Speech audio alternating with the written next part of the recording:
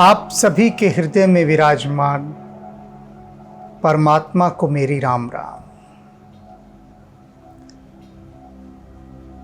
देवताओं ने और ब्रह्मा जी ने जब अवधेश दशरथ का भाग्य देखा और वैभव देखा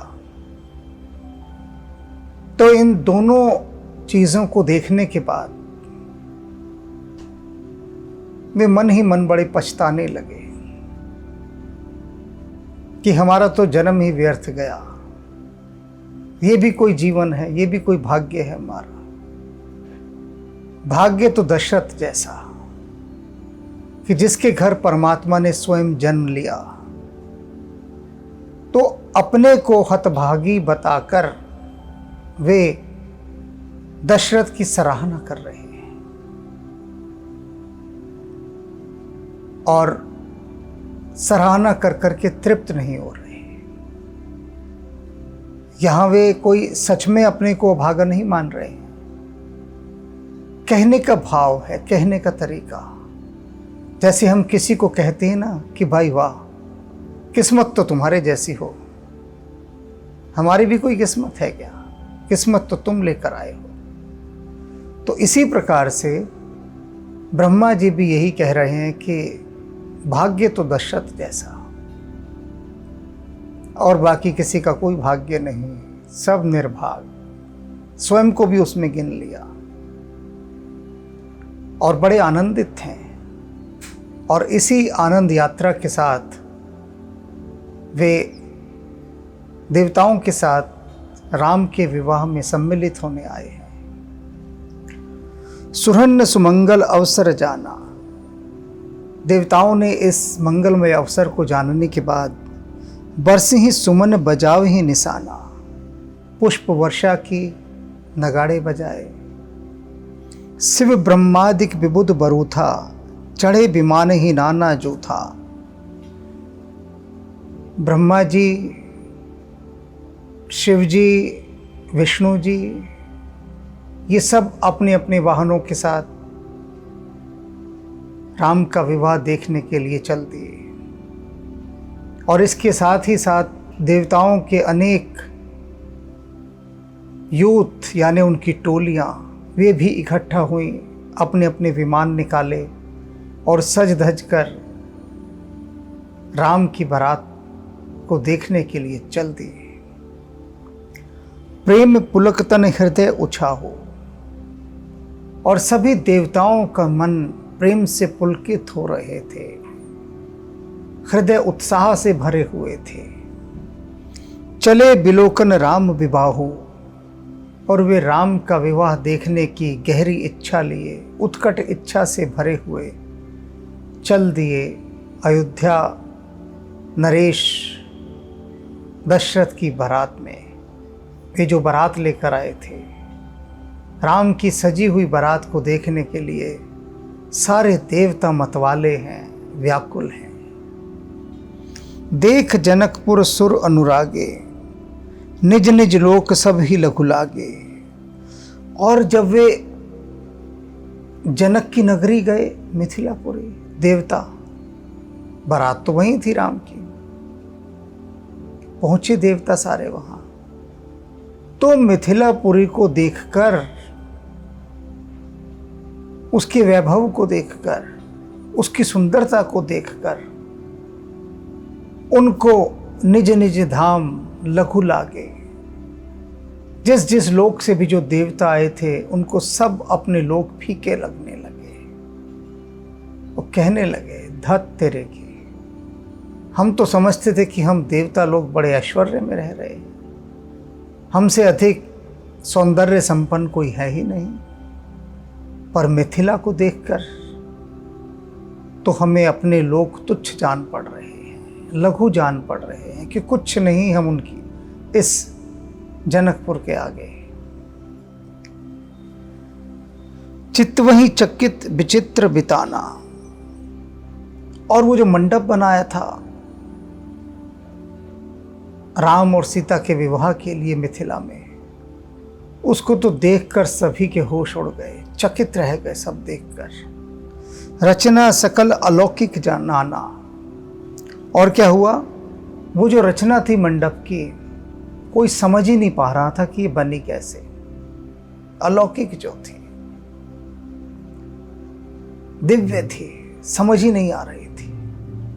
नर नारी नर रूप निधाना, और मिथिला के नर नारी जैसे रूप का खजाना हो, इतने सुंदर। सुधर सुधर्म सुशील सुजाना, बहुत सुंदर अनुप्रास अलंकार का यहाँ पर उन्होंने प्रयोग किया है तुलसीदास जी ने।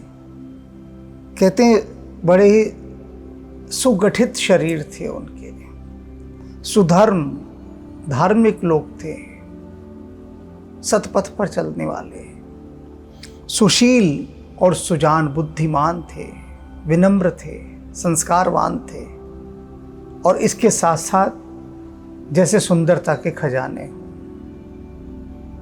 ये सभी चीजें एक साथ कभी नहीं मिलती। मैंने अनेक ऐसे सुंदर लोगों को देखा है जिनको ये कहा जाता है कि ये बड़े खूबसूरत हैं, क्या सुंदरता है इनकी। चाहे आप उनको फिल्मी कलाकार मान लीजिए, मॉडल मान लीजिए, यानी जो रूप और सौंदर्य के धनी माने जाते हैं, उनको देखा। लेकिन देखने के बाद मैंने पाया कि चेहरे पर सरलता नहीं है, कोमलता नहीं है, संस्कार नहीं है, विनम्रता नहीं है, शीलता नहीं है, धर्म नहीं है। एक नशा है अहंकार का, रूप के अहंकार का नशा, और उसमें ही मतवाले हुए झूमते रहते हैं। वो अपने रूप सौंदर्य के आगे किसी को कुछ समझते ही नहीं, अधिकांश। यह दुर्लभ संयोग होता है, रेयर कॉम्बिनेशन। क्या कि सुंदरता के साथ साथ, शरीर की सुंदरता के साथ साथ हृदय का सौंदर्य भी मिल जाए, वे गुण मिल जाएं जिनमें सरलता हो, सहजता हो, विनम्रता हो, संस्कार हो, धर्म हो। तो ऐसे ही सारे गुण मिथिला के वासियों में देवताओं ने देखे। तिन्हि ही देख सब सुर नर नारी, भय नखत जनु विधु उजियारी। और यह सब देखकर देवता और उनकी जो स्त्रियां थी चकित रह गई, और कैसे अपने आप को अनुभव करने लगे। भय नखत जनु विधु उजियारे, जैसे चंद्रमा के निकलने पर तारों का प्रकाश फीका पड़ जाता है, तारों की कोई अहमियत नहीं रह जाती। देवता तो ये सोच कर गए थे कि हमारे जाने से मिथिला की शान बढ़ जाएगी, और वहाँ पहुंचकर जब उन्होंने वहाँ के नर नारियों को देखा तो लगा कि हम तो फीके हैं एकदम। यहाँ के नर नारी तो जैसे पूर्णिमा के खिले हुए चांद हैं, और हम तारे, और इतने सारे चांदों के बीच हम तारों की क्या औकात, हमारी रोशनी ही फीकी पड़ गई। ऐसा वो महसूस कर रहे थे सारे देवी देवता और उनकी पत्नियां। विधि ही भय हो आचरज विशेष हो, और ब्रह्मा जी को तो और भी घना आश्चर्य हो रहा था। देवताओं को और उनकी स्त्रियों को तो मात्र मिथिला के नर नारियों के सौंदर्य का ही आश्चर्य हो रहा था। वो तो वहीं अटक गए, बस रूप से आगे ही नहीं बढ़े। रूप ही रूप देख रहे हैं, गुण भी देख रहे हैं। लेकिन ब्रह्मा जी वे तो मंडप देख रहे थे, जो मंडप बनाया गया था। विधि ही भय हु आचरज विशेषी, निज करनी कुछ कतहु न देखी। और वहां मंडप इत्यादि सौंदर्य देखने के बाद ब्रह्मा जी ये समझ ही नहीं पा रहे थे कि ये बनाया किसने। क्योंकि संसार में कोई भी रचना होगी, कोई भी सृजन होगा, वो ब्रह्मा जी की अनुमति के बिना नहीं होता, उनकी जानकारी के बिना। ब्रह्मा ही तो वो प्रेरणा देते हैं कि ऐसा बना लो, ये कर लो, वो कर लो। तो जितना भी सृजन होगा वो सब ब्रह्मा जी की जानकारी के अंतर्गत होता है। लेकिन यहां तो वो सोच रहे हैं कि ये रचना बनाई किसने, ये मंडप मैंने तो बनाया नहीं, ना मेरी जानकारी में है। यहां मुझे वो गीत याद आता है, बहुत प्यारा गीत है कि खुदा भी आसमां से जब ज़मीं पर देखता होगा, मेरे महबूब को किसने बनाया सोचता होगा। तो यहां पर भी ब्रह्मा जी यही सोच रहे हैं कि ये मंडप किसने बनाया, मैंने तो बनाया नहीं। बड़े आश्चर्यचकित हैं, कौन बना गया ये, मेरे अलावा तो कोई है ही नहीं सृजन करने वाला। और यहां इन्होंने ऐसा सृजन कर दिया कि मुझे कानों कान खबर नहीं हुई। और कल आपने सुना था कि जनकपुर के जो ज्योतिषी थे, उन्होंने जो लगन पत्रिका बनाई थी और जो ब्रह्मा जी ने बनाई थी, दोनों एक जैसी, रत्ती भर भी फर्क नहीं। तो लोग ये कहने लगे कि अरे इसका मतलब महाराज जनक के यहाँ जो ज्योतिषी हैं वे ब्रह्मा ही हैं, ब्रह्मा की बराबरी करने वाले हैं। और अब सृजन, कैसी कैसी कलात्मकता जनकपुर में।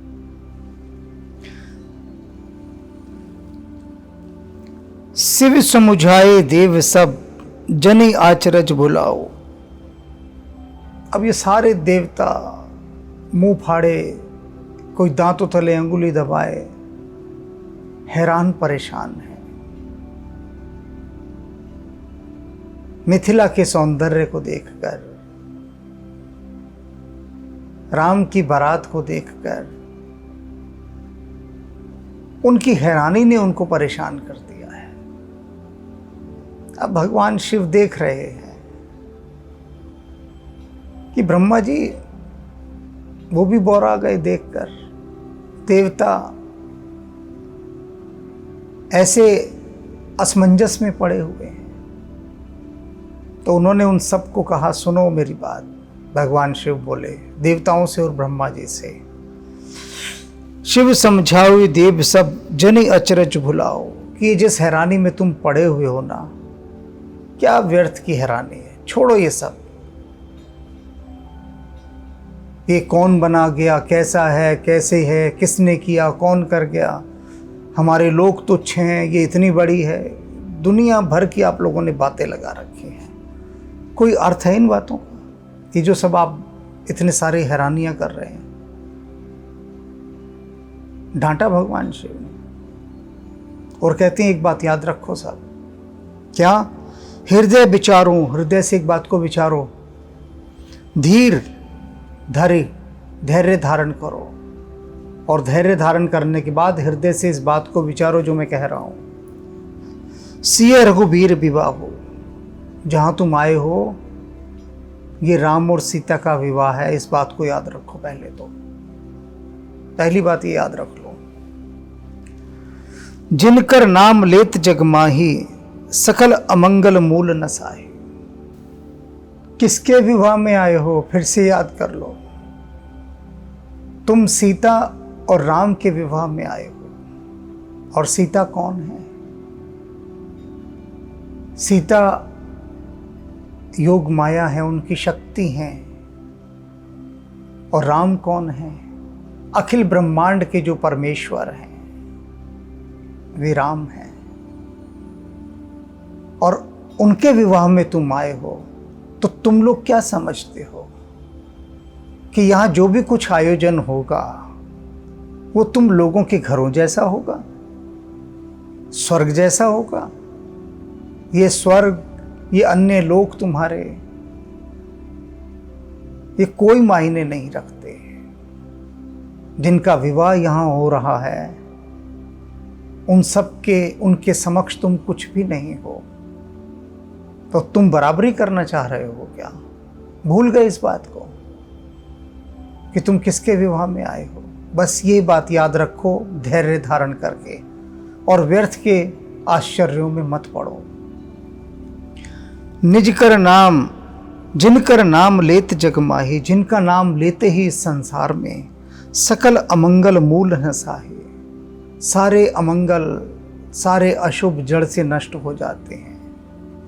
ये वो राम है, तुम उनके विवाह में आए हो। करतल होई पदार्थ चारे, और जितने भी पदार्थ हैं ये चार, धर्म अर्थ काम मोक्ष, सब मुट्ठी में बंद होकर आ जाते हैं। आपकी हथेली पर सामने दिखाई देंगे चारों पदार्थ, ऐसे हाथ में आ जाते हैं उनका नाम लेते ही। तेई सिए राम कहे हूँ कामारी, और वो सीता और राम हैं जिनके विवाह में तुम आए हो। ऐसा कामदेव को भस्म करने वाले भगवान शिव ने उन देवताओं को समझा कर कहा।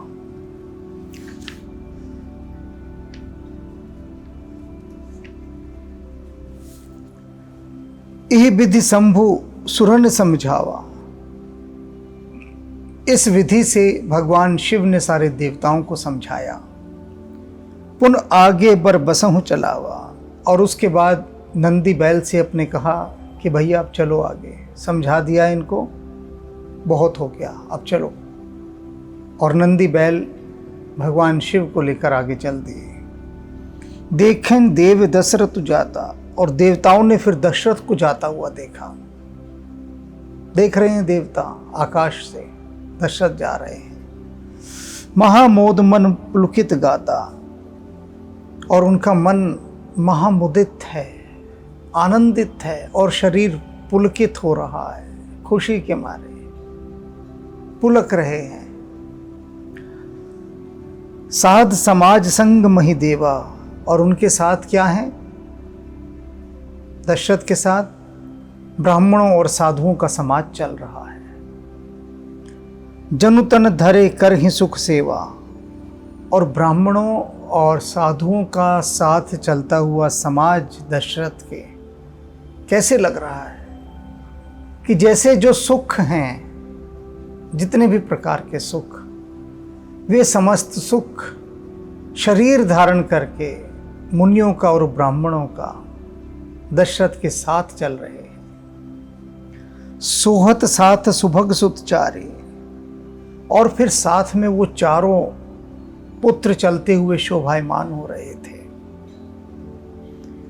जनु अपवर्ग सकल तनुधारे, और कैसा लग रहा था उन चारों पुत्रों का दशरथ के साथ चलना, कि जैसे जितने भी प्रकार के मोक्ष हैं वे सभी मोक्ष शरीर धारण करके दशरथ के साथ साथ चल रहे हैं। अनेक प्रकार के मोक्ष,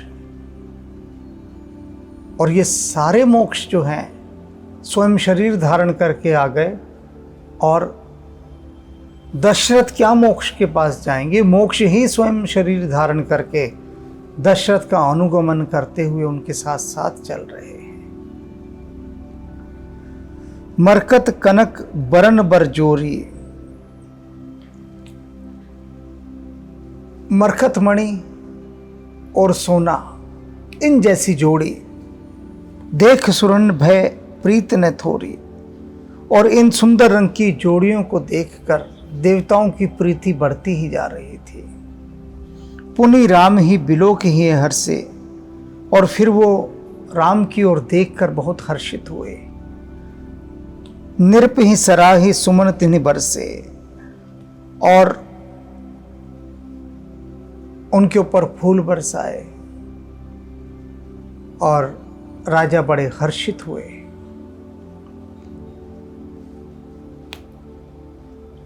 राम रूप नख सिख सुभग बार ही बार निहारे, पुलक गात लोचन सजल उमा समेत पुरारे। अब देवताओं ने देखा राम को, हर्षित हुए, उन पे फूल बरसाए, दशरथ पर फूल बरसाए, बहुत प्रसन्न हुए, खुश हो रहे। ये देवताओं का हाल हुआ राम को देखकर। अब भगवान शिव भी पहुंचे हुए।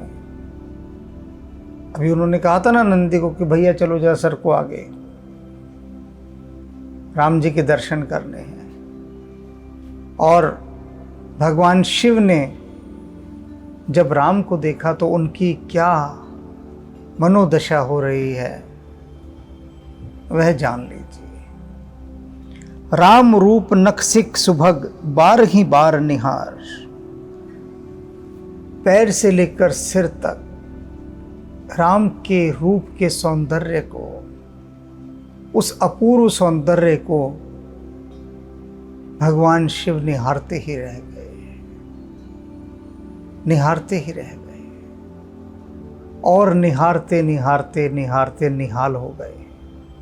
और निहाल होने के बाद क्या हुआ? पुलक गात, शरीर उनका प्रेम और आनंद से पुलकित होकर कांपने लगा। लोचन सजल उमा समेत पुरारे,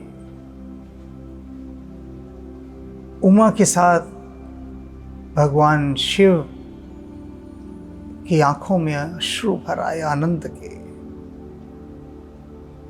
आंखों से आंसू की धारा रुक नहीं रही थी, शरीर पुलकित हो गया था। ऐसी दशा न केवल शिव की थी, उमा की भी यही दशा थी। कैकी कंठ दुति श्यामल अंगा, मोर के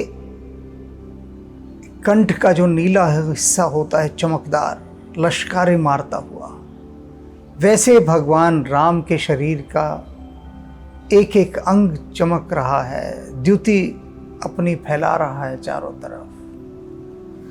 तड़ित बिनंदक बसन सुरंगा, और जो उनका पीला वस्त्र है वह तो जैसे बिजली को भी मात दे रहा है, उसकी भी निंदा कर रहा है, उसको भी छोटा दिखा रहा है। बिजली के समान चमकता हुआ उनका वह पीतवर्ण वस्त्र, ब्याह विभूषण विविध बनाए, मंगल सब भांति सुहाए। और विवाह के लिए जो आभूषण उनको पहनाए गए थे विविध प्रकार के, वे सारे आभूषण सब भांति सुहाए, हर प्रकार से सुंदर लग रहे थे, सुहा रहे थे, सुहावने लग रहे थे। शरद विमल विदु बदन सुहावन, शरद ऋतु के चंद्रमा के समान उनका मुख शोभायमान था।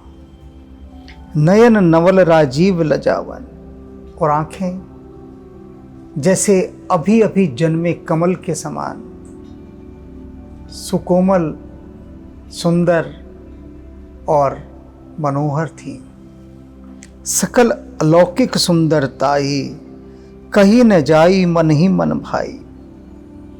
कहते हैं ये जो सारी सुंदरता थी ये अलौकिक है, इस संसार की नहीं है।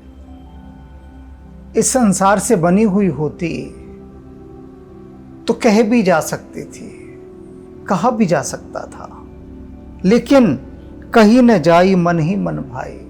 ये तो मन ही मन भा रही है, लुभा रही है, कहीं नहीं जा सकती, क्योंकि इस लोक की है ही नहीं। राम के जो शरीर का भी सौंदर्य है वह भी अलौकिक है, फिर भी किसी प्रकार से कहा जा रहा है, किसी प्रकार से, कि जैसे मोर के कंठ का जो नीला चमकदार हिस्सा होता है वैसे राम का शरीर है। उनका जो पीतांबर है वह बिजलियों को भी लजा रहा है। नयन है नए जन्मे कमल के समान है। जो धरती पर अधिकतम सर्वोत्कृष्ट उपमान उपलब्ध हैं उनका आश्रय लेकर ही टूटा फूटा वर्णन राम के सौंदर्य का किया जा रहा है, क्योंकि ये मजबूरी है, विवशता है। उनका सौंदर्य अलौकिक है। इसलिए तुलसीदास जी कह रहे हैं कि भैया वर्णन नहीं हो सकता, मन ही मन भा रहा है, बस इतना ही पर्याप्त है। बंधु मनोहर सोई ही संगा, और जो उनके भाई हैं मनोहारी भाई, वे उनके साथ साथ चल रहे हैं। जात नचावत चपल तुरंगा,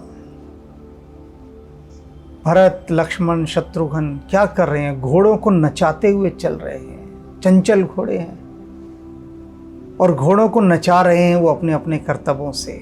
घोड़े नाच रहे हैं। राजकुंवर बर बाजी दिखावहीं, वंश प्रशंसक बारिद सुनावे। और तीनों भाई घोड़ों के एक से एक करतब दिखाते हुए बारात में चल रहे हैं। और जो बंदी चंद, मागध, भाट, ये सब जो हैं ये वृंदावली गा रहे हैं, कीर्ति का गुणगान कर रहे हैं रघुवंश की। जे ही तुरंग पर राम विराजे।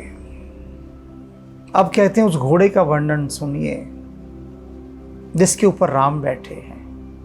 वह घोड़ा कैसा है? कति बिलो की खग नायक लाजे। उसकी जो चाल है उसको देखकर भगवान विष्णु का जो वाहन है गरुड़, वह भी लजा रहा है। उसको भी लज्जा आ रही है कि अरे चाल हो तो इस घोड़े की, हमारी क्या चाल है? हम चाहे भगवान विष्णु के वाहन हैं, फिर भी जो चाल इस समय राम जी के घोड़े की है उसके आगे हमारी चाल कुछ भी नहीं। क्या बड़भागी घोड़ा होगा वो। बारात में राम जिसके सवार हुए होंगे, उस घोड़े की दिव्यता, महानता और भाग्यशीलता का वर्णन करने से भी तुलसीदास जी पीछे नहीं हटे। घोड़े तक का ध्यान है उनको। कैसा घोड़ा है? कहीं न जाई सब भांति सुहावा। कहते हैं उस घोड़े की सुंदरता का वर्णन मैं कहीं से भी नहीं कर सकता। कितना सुंदर था, कितना सुहावना था, नहीं कर सकता। बाजी वेश जनु काम बनावा। फिर भी आप लोगों के संतोष के लिए मैं इतना ही कह सकता हूँ। अगर वर्णन करने पर भी आऊँ तो ऐसा लग रहा था कि जैसे कामदेव स्वयं घोड़े का रूप धारण करके आ गया हो। यह घोड़ा नहीं है, ये तो कामदेव ही घोड़े का रूप धारण करके आ गया है। ऐसा सुंदर घोड़ा। जनुबाजी बेस बनाए, मन से राम हित अति सोहिए। और वो जो कामदेव था वो अपनी शोभा को बढ़ा रहा था राम की बारात का घोड़ा बनकर। राम जिस पर आरूढ़ हैं, सवार हैं,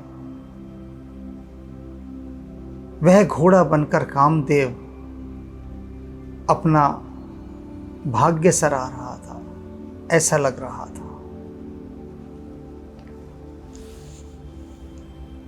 आपने बय बल रूप गुण, गति सकल भुवन विमोही। और कामदेव ने क्या किया था? अपने बल रूप और गति से जैसे वह घोड़ा बनकर सारे संसार को मोहित कर दिया हो। जगमगत जीन जराओ, ज्योति सोमती बनी मानिक लगे।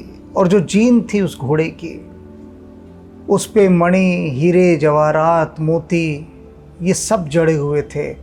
और उसके बाद वो जीन जिस प्रकार से अपनी प्रभा को, अपनी आभा को बिखेर रही थी, वह अपूर्व थी। किंकिनी ललाम लगाम ललित, बिलोक सुर नर मुनि ठगे।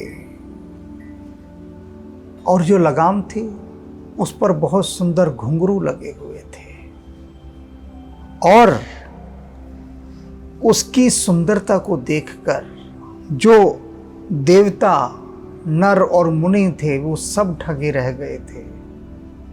ऐसी लगाम थी घोड़े की। प्रभु मन सही लय लीन, मनु चलत बाजी छवि पाए। और वो घोड़ा जो था प्रभु राम की मन की इच्छा में ही लीन हुआ चल रहा था।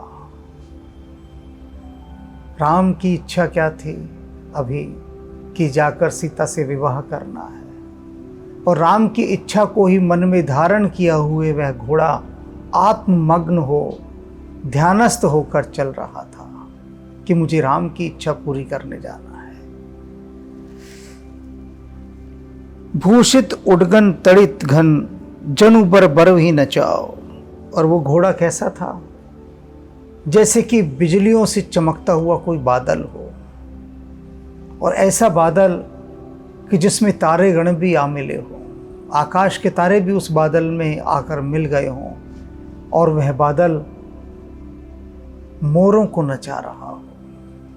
तो ऐसे ही संसार के सभी जीवों को यह घोड़ा वह बादल बन के नचा रहा था, सबको सम्मोहित कर दिया था इस घोड़े ने। जही बर बाजी राम अवसारा, तेही सारदहु ने बरने पारा। जिस घोड़े पर राम सवार हैं, तुलसीदास जी कहते हैं माँ सरस्वती भी उसकी सुंदरता का वर्णन नहीं कर सकती, वे भी चुप हैं। शंकरु राम रूप अनुरागे, नयन पंचदश अति प्रिय लागे। इस समय भगवान राम की इस सुंदरता का दर्शन करने के लिए भगवान शिव को अपने 15 नेत्र बहुत प्यारे लग रहे थे। वे अपने उन 15 नेत्रों से भगवान राम का दर्शन कर रहे थे।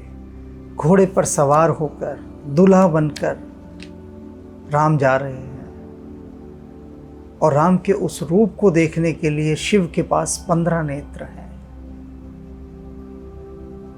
वे अपने उन 15 नेत्रों का आभार मान रहे हैं। इस समय उनको बहुत प्रिय लग रहे हैं वो 15 नेत्र। हरि हित सहित राम जब जोहे, रमा समेत रमापति मोहे। और कहते हैं जब भगवान विष्णु ने प्रेम सहित, प्रेम से भर के राम की ओर देखा। अभी सभी का बताया जा रहा है कि ब्रह्मा जी को कैसा लगा राम को देखकर, देवताओं को कैसा लगा, भगवान शिव को कैसा लगा, अब भगवान विष्णु को कैसा लग रहा है। प्रेम सहित उन्होंने राम की ओर देखा, और लक्ष्मी जी के साथ वे राम को देखते देखते ही सम्मोहित हो गए, खो गए, लीन हो गए राम को देखते देखते। निरख राम छवि विविध हर्षाने। और राम की छवि देखकर जो विधाता थे वे अपार हर्षित हुए, उनके हर्ष का ठिकाना नहीं था। 8 नयन जाने पछताने। लेकिन ब्रह्मा जी पछता रहे थे कि मेरी आंख, 8 ही नेत्र हैं मेरे पास,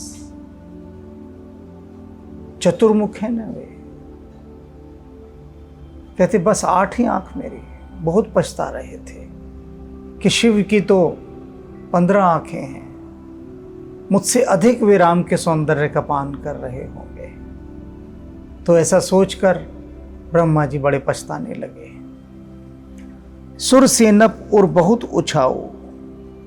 और जो कार्तिकेय हैं, देवताओं के सेनापति कार्तिकेय बड़े उत्साहित हैं, बहुत उत्साह है उनके मन में। विधि ते डेवड़ लोचन लाहू। क्योंकि उनकी 12 नेत्र हैं, विधाता से भी ड्योढ़े। उन 12 नेत्रों से वे भगवान राम का सौंदर्य देख रहे हैं। राम ही चितौ सुरेश सुजाना, गौतम श्राप परम हित माना। और सबसे सौभाग्यशाली तो इस समय राम को देखते समय देवराज इंद्र अघा नहीं रहे, आत्मगर्वित हो रहे हैं वो, क्योंकि इंद्र की 1000 आंखें हैं और ये 1000 आंखें उनको गौतम मुनि ने शाप के अधीन होकर दी थी। शाप दिया था कि तू 1000 आंखों वाला हो जा, और इस समय वह शाप उनके लिए वरदान बन गया था, क्योंकि देवता तो 2 नेत्रों से देख रहे हैं भगवान राम का सौंदर्य। ब्रह्मा जी 8 नेत्रों से, कार्तिकेय 12 नेत्रों से, शिव 15 नेत्रों से और इंद्र 1000 नेत्रों से। देव सकल सुरपति ही सिहाई। और जो देवता हैं वो अपने राजा इंद्र से बड़ी ईर्ष्या कर रहे हैं, बहुत ईर्ष्या हो रही है कि हाय, देवराज इंद्र तो 1000 नेत्रों से राम को देख रहे हैं और हम बस 2 नेत्रों से। आज पुरंदर सम कोई नाही, कि आज पुरंदर के समान, इंद्र के समान कोई भाग्यशाली इस धरती पर नहीं है, तीनों लोकों में नहीं है। 1000 नेत्र किसी के पास नहीं है, इंद्र के पास है। तो इंद्र के सौभाग्य का क्या कहना। मुदित देवगण राम ही देखी, नृप समाज दो हर्ष विशेषी। और मुदित होकर देवता गणों ने राम ही देखी, राम को देखा। नृप समाज दो हर्ष विशेषी, और उनको देखकर बहुत प्रसन्न हैं। और जो दोनों नृपों का समाज है, जनक और दशरथ, दोनों तरफ के जो राज समाज के लोग हैं, उन सब पर तो बहुत विशेष हर्ष छाया हुआ है। अति हर्ष राज समाज दो, दिसि दुंदुभि बाजही गनी। उन दोनों तरफ के राज समाजों के बीच का हर्ष देखकर दुंदुभियां बजने लगी। बरसे ही सुमन सुर, हर्षी कही जय जयती जय रघुकुल मणि।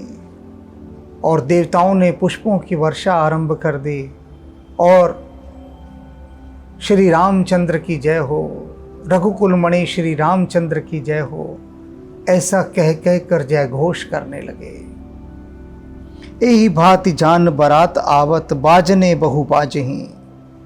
और इस भांति बारात को आया जानकर और भी अधिक बाजे इत्यादि बजने लगे। बारात पहुंच चुकी है और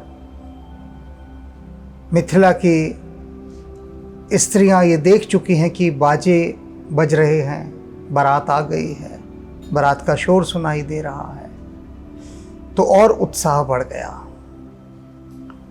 रानी सुवासिनी बोली परिछनी, हेतु मंगल साजेही।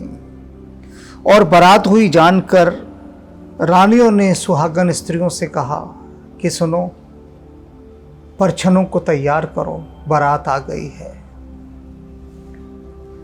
सजी आरती अनेक, विधि मंगल सकल संवार।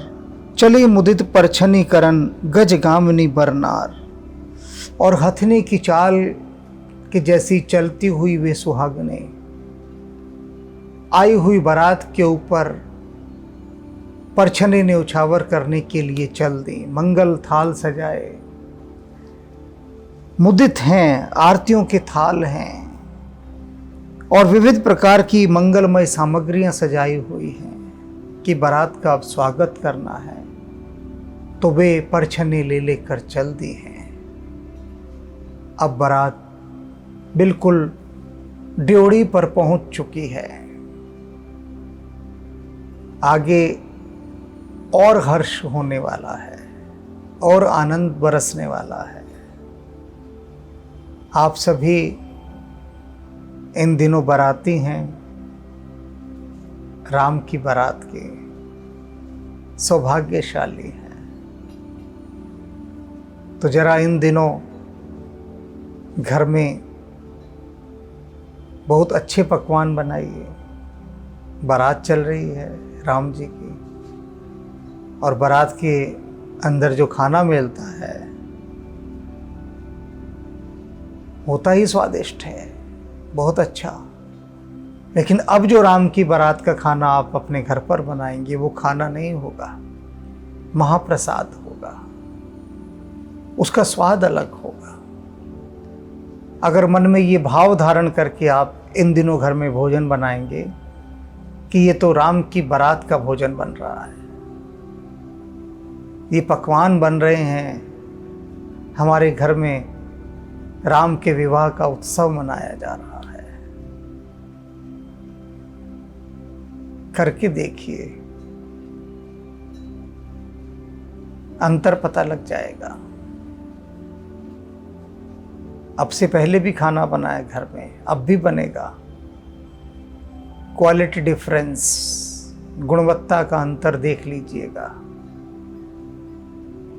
राम के नाम से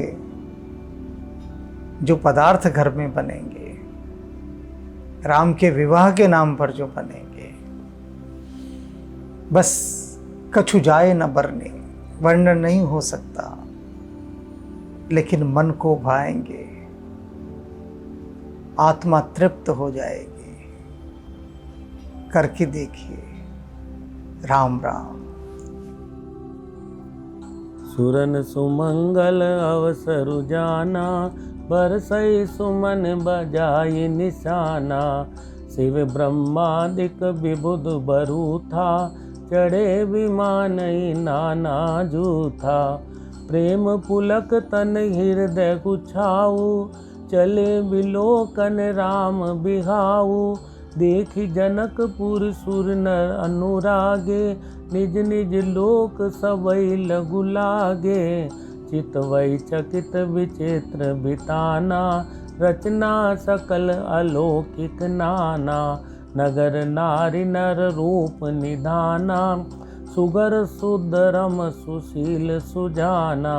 तिनहि देखि सब सुर सुर नारी, भय नखत जनु विदु जियारी। विधि भयो आचरज विशेषी, निज करनी कछु कतहु न देखी। शिव समुझाय देव सब, जनि आचरज बुलाऊ। हृदय विचारऊ धीर धरी, सिय रघुवीर बिहाऊ। जिनकर नाम लेत जग माही, सकल अमंगल मूल नसाई। करतल होई पदारथ चारी, तेहि सिय राम कहै कमारी। एहि विधि शंभु सुरन समुझावा, पुनि आगे बर बसै चलावा। देवन देखे दशरथ जाता, महामोद मन पुलकित गाता। साज समाज संग मही देवा, जन तनु धरे करई सुख सेवा। सोअत साथ सुबग सुत चारी, जनु अप बरग सकल तनु धारी। मरकत कनक बरन बर जोरी, देखी सुरनय भय प्रीति न थोरी। पुनि रामई बिलोकी हर से, नृपई सराही सुमन तिन बरसे। राम रूप नख सिख सुबग, बारई बार निहारी। पुलक गात लोचन सजल, उमा समेत पुरारी। एकी कंठ दुति श्यामल अंगा, तरित बिनिंदिक बसन सुरंगा। ब्याह विभूषण विविधि बनाए, मंगल सब सब भांति सुहाए। शरद विमल विदु बदन सुहावन, नयन नवल राजीव लजावन, सकल अलौकिक सुंदरताई, कहीं न जाई मन ही मन भाई।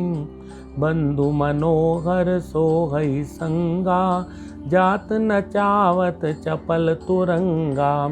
राजकुंवर बर बाजी दिखावई, वंश प्रशंसक बिरदी सुनावई। जेहि तुरग पर राम विराजे, गति बिलोकी खगनायक लाजे।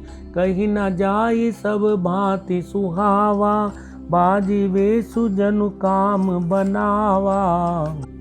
जनु बाजी वेशु बनाई, मन सिजु राम हित अति सोहई। आपन भय बल रूप गुण गति, सकल भुवन विमोहई। जगमगत जीनु जराव ज्योति, सुमोति मणि मानिक लगे। किन किनी ललाम लगाम ललित, बिलोकी सुर नर मुनि ठगे। प्रभु मन शैल लीन मनु, चलत बाजी छवि पाव। भूषित उड़गन तरित घनु, जनु बर बारही नचाव। जेहि बर बाजी राम असवारा, तेहि सारदु न बरने पारा। शंकरु राम रूप अनुरागे, नयन पंच दस अति पिर लागे। हरिहित सहित राम जब जोहे, रमा समेत रमापति मोहे। निरखी राम छवि विधि हर्षाने, आठई नयन जानी पछिताने। सुर सनेप उर बहुत उछाऊ, विदिते देवर लोचन लाहू।